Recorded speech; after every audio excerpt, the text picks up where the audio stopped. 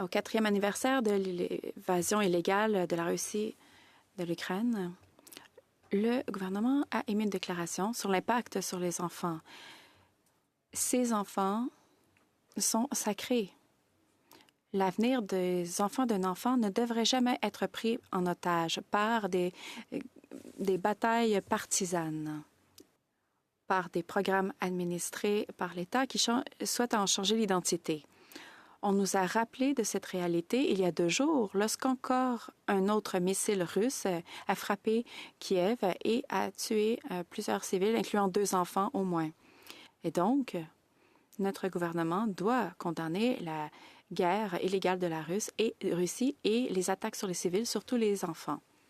Et pourtant, quelques jours après que le gouvernement a dit qu'il fallait protéger les civils en Ukraine, une école en Iran a été bombardée par les États-Unis.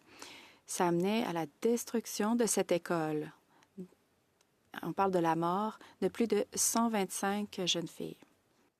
Je me serais attendue à une condamnation de ce crime de guerre de la part du gouvernement. Et pourtant, nous avons eu une défense de la guerre d'agression des États-Unis et d'Israël qui va à l'encontre de la Charte des Nations unies.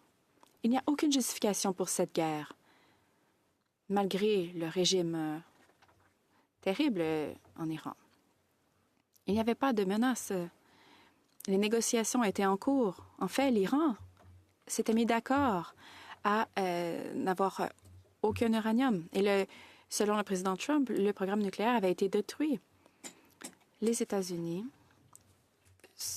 se battent dans cette guerre au nom d'Israël. Le monde maintenant regarde ce qui se passe en Iran et pendant ce temps-là, les atrocités, les abus en Palestine reçoivent encore moins d'attention qu'avant. Est-ce que c'est pour cela qu'Israël a lancé cette attaque contre Téhéran? En ce moment, il y a un débat à la Chambre des communes sur la guerre illégale en Iran. J'espère qu'on pourra avoir ce même débat ici et démontrer que nous défendons le droit international.